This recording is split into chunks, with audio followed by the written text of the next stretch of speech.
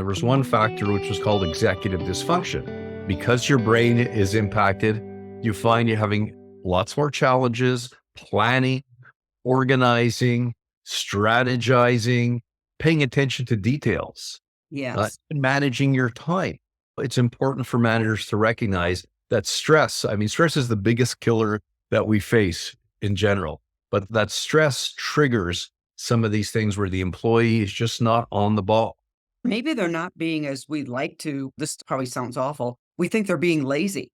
They're not being lazy. They literally can't access that smart part of your brain because I know when I don't get a good night's sleep, I move at half speed the next day, frankly. So interesting that you in your former industry actually had a name for it. Well, sometimes certain drugs help activate that, and sometimes people go off and need to be recharged. But of course, the leadership role is to make sure we don't lose our people to stress. And I would have to assume that most managers who've managed through COVID, if you remember, we were very much focused on how people were feeling as Yes. opposed to making calls or being productive initially. That changed and went back to what we normally do and even helping employees. We do all types of training in sales, right?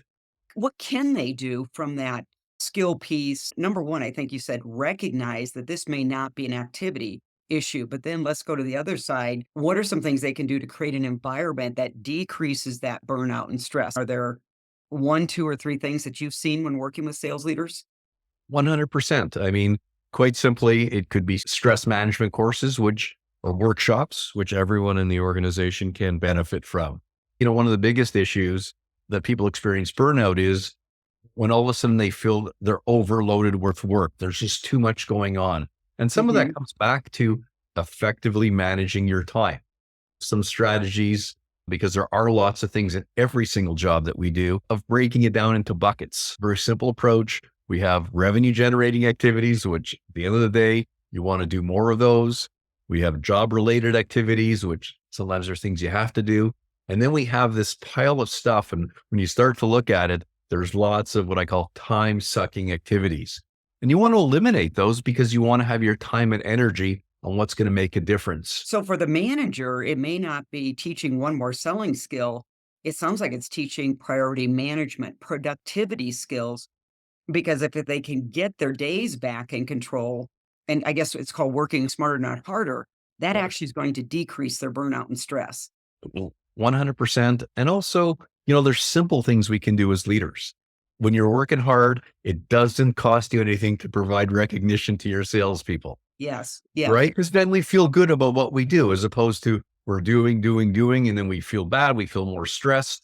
Stuff like setting clear expectations. How many calls should they do? What are the expectations? If I work on a weekend, can I take some time off during the week? I'm at a conference for 3 days.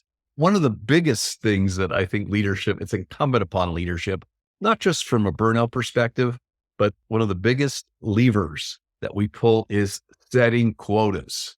And if we Okay. have unrealistic quotas and people don't feel that they're achieving, I know my high achievers, they be pulling their hair. I'm doing everything I can do, Stephen, but I'm not hitting quota. And it does lead to a cycle of negativity, feeling that you're not doing enough. You know what? And it's interesting. The quota is either not set correctly or they haven't taken the time to do that tedious work. At least I found it. You go through the numbers, how we're going to achieve the numbers, analyzing. And so as a result, maybe the quota is fair, but they don't know how to get there. So what does a leader do in that case? They have to help show them the pathway. Exactly. What are Exactly. those critical success factors that are going to make a difference? And coming back to time management, focus on those key revenue generating activities.